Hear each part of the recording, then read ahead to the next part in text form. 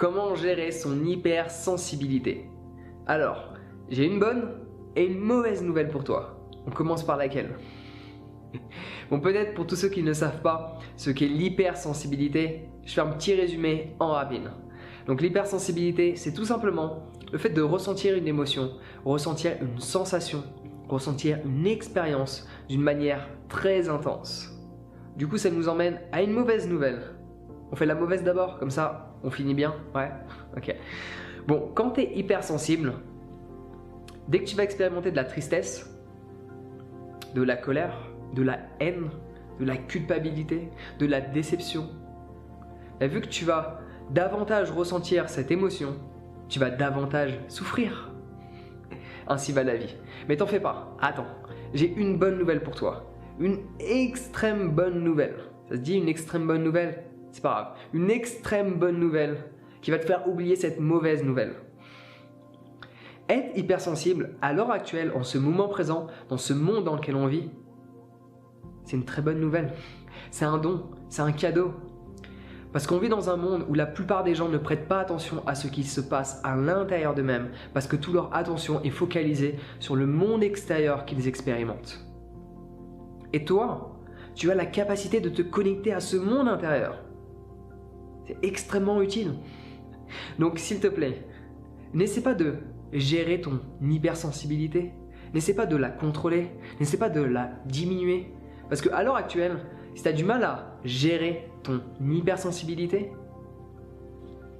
il serait peut-être temps de faire quelque chose d'autre. Parce qu'apparemment, tu as essayé et cela ne fonctionne pas. Et répéter la même chose en espérant un résultat différent, c'est ce qu'on appelle de la folie.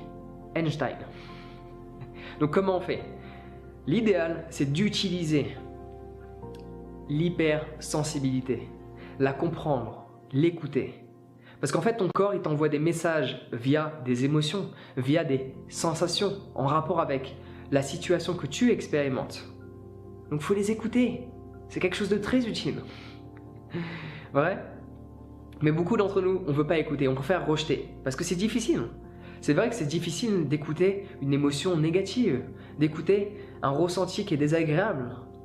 Mais le rejeter, ça provoque une seule chose.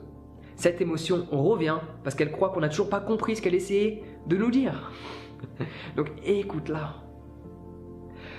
Tu vois, cette possibilité que tu as d'écouter, de ressentir et de comprendre ce qui se passe à l'intérieur de toi, c'est ce qu'on appelle l'intuition. Parce que l'intuition, c'est pas forcément une petite voix dans ta tête qui te parle et qui te dit va à gauche, va à droite, fais ceci, fais cela, non pas ça, non, non, non, non, non, non. L'intuition, la plupart du temps, te parle via un ressenti. Et tu as la possibilité, en tant qu'être hypersensible, de ressentir. Donc ressens et cherche à comprendre ce que cette émotion est en train de te dire. Alors, je te donne un exemple. Admettons, tu te retrouves dans un environnement entouré de personnes et d'un seul coup, tu as cette émotion qui émerge en toi, très désagréable. Peut-être, voire même sûrement, ton instinct est en train de te dire « Prends tes clics et tes claques et va-t'en ». Mais tu vois, je ne peux pas te donner une signification exacte par rapport à ton ressenti, parce que ton ressenti est ton ressenti par rapport au contexte dans lequel tu te trouves qui est relié à toutes tes expériences passées.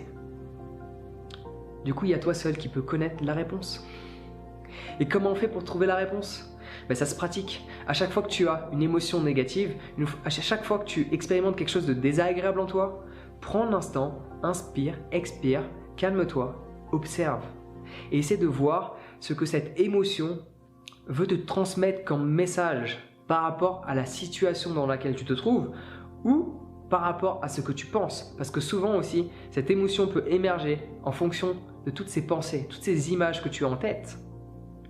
Et cela se pratique, ça prend du temps, il faut être patient. Alors j'ai là, honnêtement, la meilleure astuce.